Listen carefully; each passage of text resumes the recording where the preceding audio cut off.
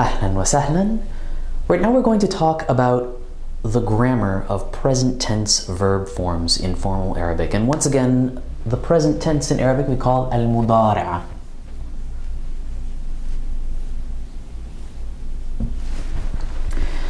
If you watched our first video on how to conjugate present tense verbs, you noticed that the formal conjugations had some variation sometime, and that's sort of what we're going to talk about right now, is the variation.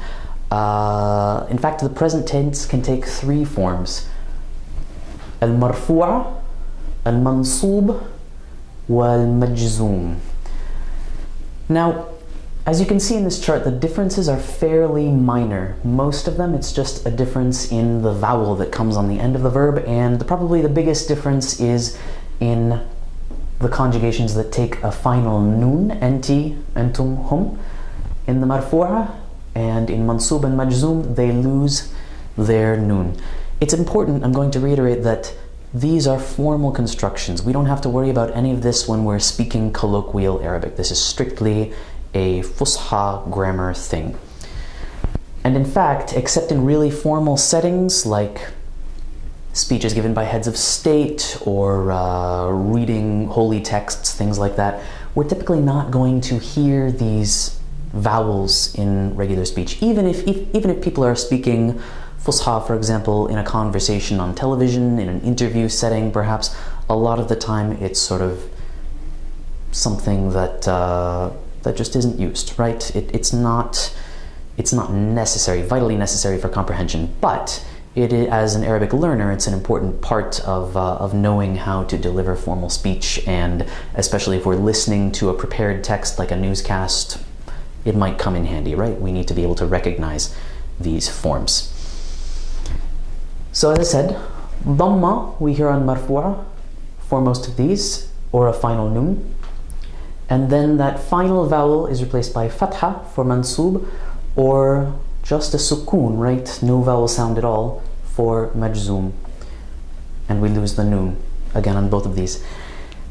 Now, marfu'a is the default present tense form, right? If we have no other feature in our sentence that's going to necessitate using another verb form, mansub or majzoom, then we're going to use marfu'a.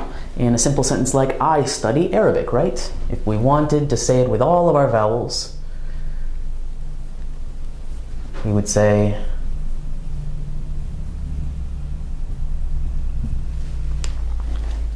adrusu al-Arabiya, right? Or she works in a bank.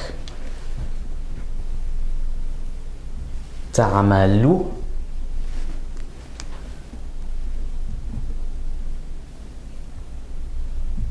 fi bank. She works in a bank. So we could include that dhamma if for some reason we were speaking very, very formally. Mansub is a form that we see usually because we're using a connecting particle that requires it. These include words like an, which we use to connect verbs, right? It sort of functions as the to between two verbs that we hear in English, right? He likes to go, she wants to see, and we'll have some examples. Also the li, meaning in order to, right? I'm going to the library to study. And also after lan, which is the particle that we're going to use for negating the future. So for example, if I want to say she likes to read, right? We can use an to connect those two verbs. So we're going to say she likes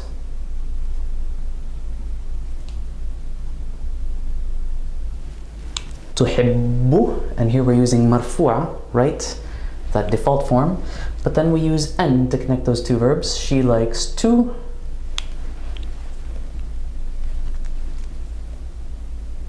read, taqra. And then we're going to use the mansub form. We're just going to put that little fatha on the end as kind of a decoration.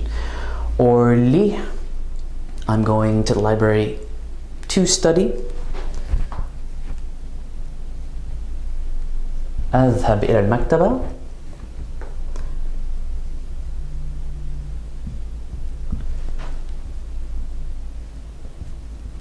لأدرس.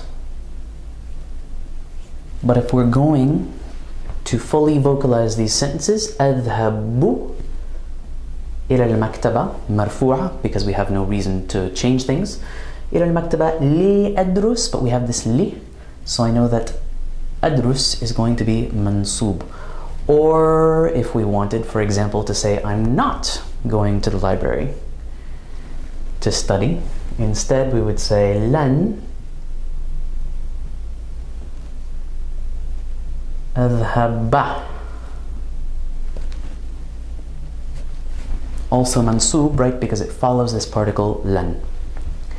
Finally, majzoom, we most often see it and hear it after the particle lam, which we use to negate the past or to create a negative past tense sense in formal Arabic. You'll notice that with lan here, even though we're talking about the future, I will not go to the library to study, it's conjugated very much like a present tense verb, even though we're discussing something involving the future. So similarly with lam, if I want to say I didn't go to the library, for example, I would say lam أذهب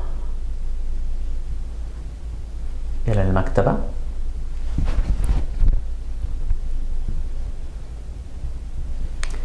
And here, since it follows lam, it would have a sukun. It would be in majzoom form, right? So once again, marfu'a, default form if we have no other reason.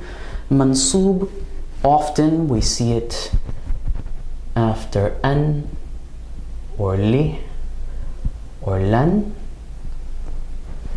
Majzoom, we often see this form after lam. Before we finish up, I want to point out that these different verb forms can seem kind of intimidating when they're presented all at once like this, and it can be intimidating to feel like you need to memorize them all, right? Especially without the context of a grammatical function to work on, right? It can almost be a chicken and egg thing, right? I'm uncomfortable using an to connect verbs because they don't have a handle on the mansub, but I don't really know the mansub too well because I haven't really focused on connecting verbs yet. So we have separate videos on using most of these different particles. We're going to have a video on an, and we have a video on lan and lam, and we're going to reiterate that we need to use these specific verb forms. So in order to keep your mental load manageable, focus on associating a grammatical function, a grammatical task with these forms when they require them, right? And you can come back and look at this as a reference if you want to compare and contrast, look at the differences and sort of give yourself that breadth of understanding.